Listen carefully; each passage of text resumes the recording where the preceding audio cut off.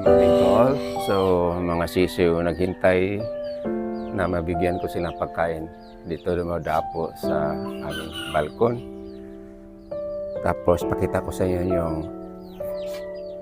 bantam chicken saka regular chicken. Itong mga apat nito is regular chicken. Yung mama nila nandoon sa kabila.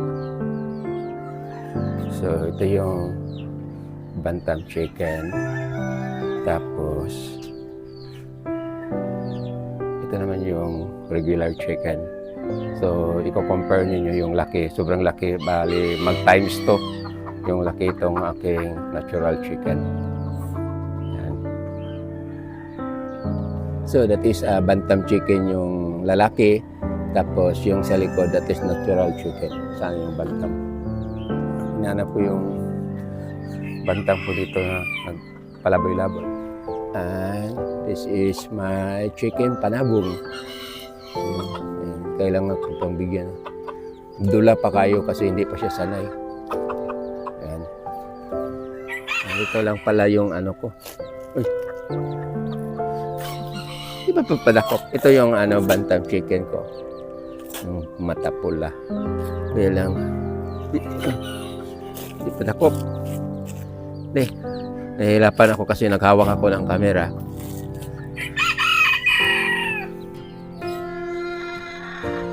So wala na. Ito, this is a regular chicken lang siya. So this is bantam chicken. So yan. So kung compare silang dalawa, yan at saka yun, that is yung dalawa na kasunod, that is regular chicken. This is the bantam chicken. Yan, dumating na yung white leghorn chicken.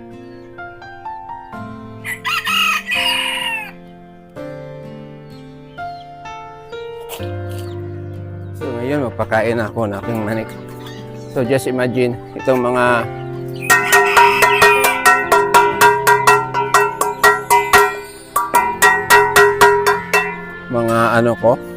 malaking manok.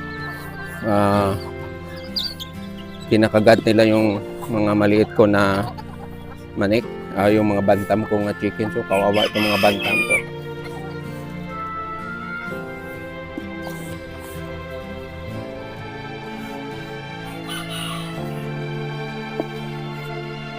So itong buhay, pagkain tayo ng manok. Pag umuulan, liligpit natin yung manok.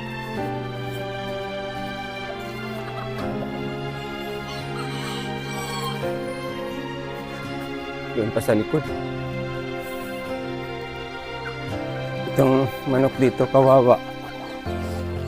Tinalian ko siya. Tapos,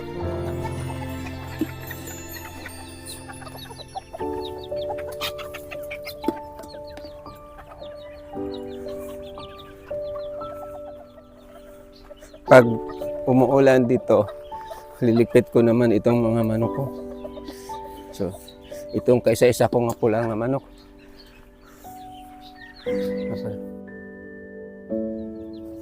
Ito naman yung mga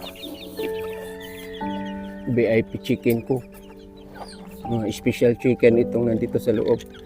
Hintay na lang ako makakuha ako ng tali. Nandito rin yung pinakamaliit ko na bantam chicken.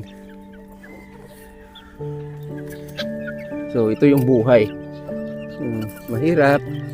Pero kahit mahirap, basta walang problema, makakain lang tayo pangatlong beses sa isang araw, okay na.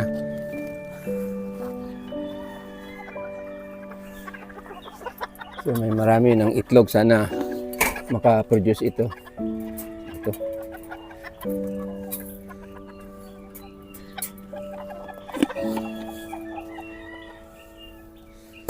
So, tapos na ako magpakain, gawin ko isa. Magbigay naman ako ng tubig, pero bago isa-isahin ko silang videohan, focus yung mga tinatalian ko na mga. So dito tayo mag-una. As na-mention ko na ito yung pinakaunang bantam chicken ko na hindi masyadong malaki. O hindi masyadong malaki naman, hindi masyadong maliit. Then dito yung isang manok ko nga hindi siya bantam, regular chicken. Tapos yung mga half brothers and sister niya, yung mga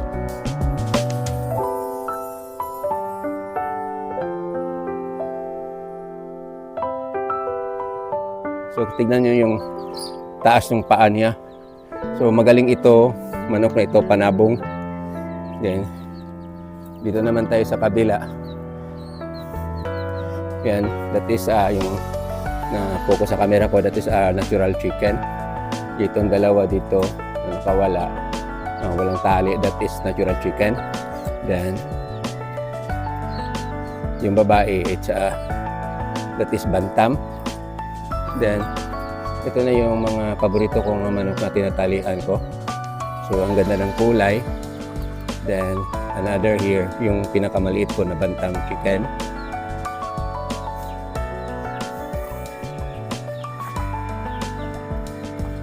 So, dito naman yung pulang bantam chicken ko.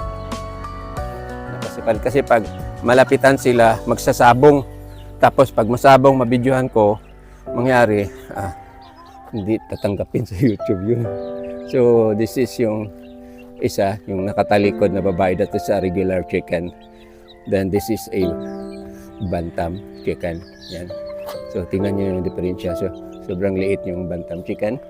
Then, dito sa loob ng cage, yan, that is, saan sila? Yan, 4 sila. Yung isa yung pinakamaliit. Bali, 3 babae dito. Tapos, isang lalaki. So, puro yun, paborito kong mga manok. Punta naman tayo dito. So, another bantam chicken ko.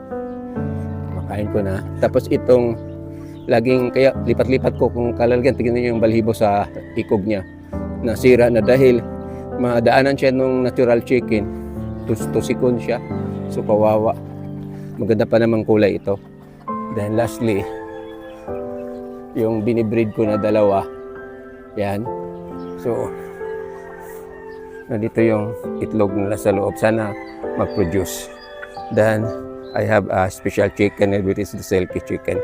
So, hindi pa kami nakabuo ng silky chicken, nagka-problema pa. So, itong lugar ko is para ng small forest dito. Kagubatan, kita ninyo, may manalo, may mga wild plant na nandito, including yung yun sa taas. Kung dito ka, just mag-imagine kang parang nasa kagubatan. Then we have a special plant dito. Pinarami ko ito kasi this kind of plant is siyang mag-absorb mag-absorb sa toxic. Then itong aking talirugok, ayan, malapit na mamatay. Then nagko-culture din kami ng mga karpa, which is marami ng water lily, tapos marami ng mga manok nga laluno dito, siguro mga 5, siguro 6. Yung mga sisiyo pa ba? So, just sharing lang po about my chicken here. So, ngayon, exempted, hindi ko muna maggagawa ng bonsai kasi masyadong maputik. So, today is Saturday, tapos humihinto na yung ulan, hopefully umaalis na yung bagyo. At sabi ng asawa ko na may iba na namang bagyo na parating. So, just sharing lang po dito sa aking bahay o sa aming bahay. Then also my chicken and also my mga maliit na bonsai dito na kailangan pang inaatindihan. So, for this morning, just sharing lang po kung anong ginagawa ko dito sa aming bakuran araw-araw. So again, once again, thank you very much for watching. God bless you all. Have a nice morning ahead of you. Bye-bye.